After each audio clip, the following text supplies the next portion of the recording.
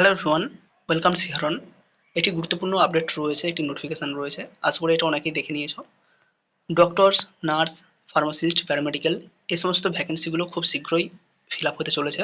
সেই রিলেটেড একটি নোটিফিকেশন রয়েছে এবং এদের যে সমস্ত ভ্যাকেন্সিগুলো রয়েছে, এই সমস্ত ডিপার্টমেন্টের যে সমস্ত ভ্যাকেন্সিগুলো রয়েছে, সেগুলো ফিল আপ কীভাবে হবে তার একটি প্রক্রিয়া কন্টিনিউ হচ্ছে। নোটিফিকেশনটি স্বাস্থ্যভবন থেকে পাবলিশড হয়েছে। নোটিফিকেশনটি ফরওয়ার্ড করা হয়েছে directorate of health service, medical education, Ayurveda, homeopathy, drug control, বিভিন্ন যে সমস্ত ডিপার্টমেন্ট রয়েছে মেডিকেল ফিল্ড রিলেটেড, সে সমস্ত প্রত্যেকটি ডিরেক্টর বা যারা ডিপার্টমেন্ট রয়েছে বা হেড রয়েছেন তাদেরকে এটা ফরওয়ার্ড করা হয়েছে। তো এখানে বিষয় কি রয়েছে, সাবজেক্ট রয়েছে submission of vacancy status report for filling up the vacant post. Submission of vacancy status, কোথায় কী ধরনের ভ্যাকেন্সি রয়েছে, নার্সিং কী ধরনের ভ্যাকেন্সি রয়েছে, ডক্টরের কী ধরনের ভ্যাকেন্সি রয়েছে, pharmacist, lab technician, non medical person, clerical, বিভিন্ন ডিপার্টমেন্ট বা পোস্ট ওয়াইজ কত ভ্যাকেন্সি রয়েছে সেটা জানতে চাওয়া হয়েছে। কেন জানতে চাওয়া হয়েছে? For filling up vacant post, যাতে এগুলো ফিল আপ করা যায়। এবার এখানে বডিতে কী বলা হয়েছে, এখানে কি উল্লেখ রয়েছে, স্যার এখানে একটা নোটিফিকেশন নাম্বার দেওয়া রয়েছে যেটা ফিনান্স ডিপার্টমেন্ট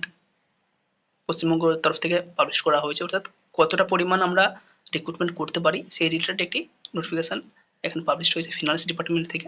তো এখানে কি বলা হয়েছে, I am directed to request you to take further course of action on furnishing report for the filling up of vacant post. Further course of action নিতে বলেছে, ফার্দার অ্যাকশন নিতে বলা হয়েছে যাতে ভ্যাকেন্ট পোস্টগুলো ফিল আপ করা যায়।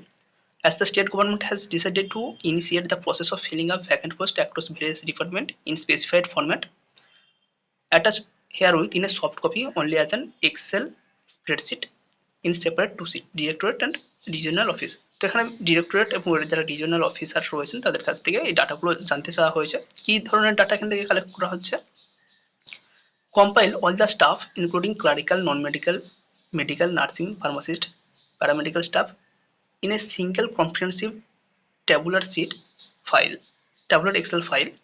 তো কোথায় কী ধরনের ভ্যাকেন্সি রয়েছে বা কোথায় কত স্টাফ রয়েছে সেটার একটা এক্সেল ফাইল ওনারা কিন্তু কালেক্ট করছেন। এক্সেল ফাইল কোথায় কতজন এই ধরনের স্টাফ রয়েছে সেটা থেকেও আমরা ডেফিসিট কত রয়েছে, কোথায় কত ভ্যাকেন্সি আরও প্রয়োজন সেটা জানতে পারা যাবে। এখানে ব্যাখ্যার মধ্যে একটি উল্লেখ রয়েছে, not institute wise but a single comprehensive sheet from each directorate within 12 June 2026। 12ই জুন অর্থাৎ আজকের মধ্যে এই ডাটাটা কালেক্ট করা হবে। কোন ইনস্টিটিউট, কোন মেডিকেল কলেজ, কোন হসপিটাল, কোথায় কত ভ্যাকেন্সি সেটা স্পেসিফিকভাবে উল্লেখ করতে বলা হয়নি, just total all over West বেঙ্গলে কত ভ্যাকেন্সি রয়েছে তার একটা ডাটা এখানে জানতে চাওয়া হয়েছে এবং সেটা অবশ্যই 12ই জুন 2026-এর মধ্যে সাবমিট করতে হবে, যাতে পরবর্তীকালে যে feeling up of the vacant post অর্থাৎ কোথায় কত ভ্যাকেন্সি ফিল করা হবে, কত ভ্যাকেন্সি অ্যালোকেট হবে সেটা কিন্তু ঠিক হবে। This may please be treated as very urgent and important. এটা খুব আর্জেন্ট এবং ইম্পর্টেন্ট একটা বিষয় হিসাবে এটাকে তুলে ধরা হয়েছে। আমরা লাস্ট কিছুদিন দেখেওছি বর্তমান সরকার ক্ষমতায় আসার পর বিভিন্ন যে হেলথ ইনস্টিটিউটগুলো রয়েছে, সেটা মেডিকেল কলেজ হতে পারে, হসপিটাল হতে পারে, পিএইচসি হতে পারে, আরএইচ হতে পারে। তো বিভিন্ন জায়গায় বিভিন্ন বিধায়ক বা সাংসদ যিনি রয়েছেন বা বর্তমান যারা মন্ত্রী রয়েছেন তারা কিন্তু ভিজিট করছেন। সেখানকার যে বর্তমান পরিস্থিতি, সার্ভিস কী ধরনের প্রোভাইড করা হয়েছে, স্টাফ কীরকম রয়েছে সেটা অনেকটা পর্যালোচনায় রয়েছে, পর্যবেক্ষণের মধ্যে রয়েছে। তো তারই ফলাফল হিসাবে এই নোটিফিকেশনগুলো পাবলিশড হচ্ছে। অনেকেই আশা করেছিল এই ধরনের রিক্রুটমেন্টগুলো হবে, স্টাফ নার্স রিক্রুটমেন্ট হবে। তো আশা করা যায় এই রিক্রুটমেন্টগুলো পরবর্তীকালে হবে, খুব শীঘ্রই হবে। বাট এর সাথে আরও একটা কথা যেটা বলার প্রয়োজন আছে বলে মনে হয়, লাস্ট যে রিক্রুটমেন্ট হয়েছে সেই রিক্রুটমেন্ট প্রসেসে সিবিটি এক্সাম হয়েছে। সিবিটি এক্সাম পর কিছুজনকে শর্টলিস্ট করা হয়েছে। শর্টলিস্টের করার পর তাদেরকে আবার ইন্টারভিউ নেওয়া হয়েছে এবং ইন্টারভিউ থেকে সিলেক্ট করা হয়েছে কাদেরকে, actual number of vacancy, total actual number of যেটা ভ্যাকেন্সি পাবলিশ করা হয়েছিল সেই সংখ্যাটাকে রিক্রুটমেন্ট করা হয়েছে। তো এটাই প্রসেস, যে কোনো পরীক্ষা, নটসেট হোক, যে কোনো রিক্রুটমেন্ট হোক, আরআরবি হোক, অন্যান্য যে কোনো জায়গায় যে কোনো ভ্যাকেন্সি থাকুক না কেন, যেটা নোটিফাইড ভ্যাকেন্সি থাকে সেটা কিন্তু রিক্রুট করা হয়। অনেকে যারা বলছে সিবিটি ক্র্যাক করেছি, সিবিটি ক্র্যাক করেছি মানেই তাকে চাকরি দিতে হবে, এটা কিন্তু ভুল ধারণা। হয় তারা এই প্রসেস সম্পর্কে অবগত নয়, কোথায় কী ধরনের ভ্যাকেন্সি আসে, কীভাবে রিক্রুটমেন্ট আসে সেই সম্পর্কে এরা অবগত নয়। হতে পারে এটা তাদের ফার্স্ট পরীক্ষা, ফার্স্ট ক্র্যাক করেছে। ক্র্যাক করেছে মিনস এখানে জাস্ট শর্ট লিস্টিং করা হয়েছে, একটা স্পেসিফিক বাউন্ডারি দিয়ে দেওয়া হয়েছে এত ভ্যাকেন্সি রয়েছে, তো আমি একটা পোস্টের জন্য 5 জনকে ডাকতে পারি। সেই বেসিসে ইন্টারভিউ ডাকা হয়েছে।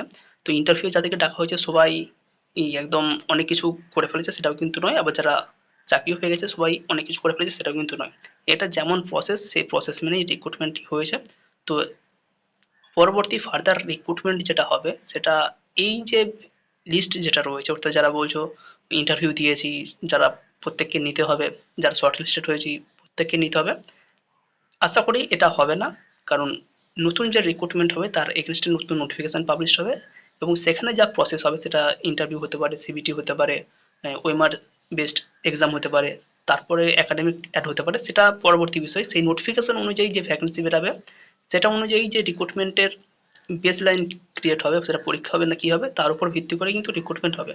এই যে প্যানেল যেটা বলা হচ্ছে, এই প্যানেল থেকে খুব সম্ভবত রিক্রুটমেন্ট হবে না, হওয়া উচিত নয়।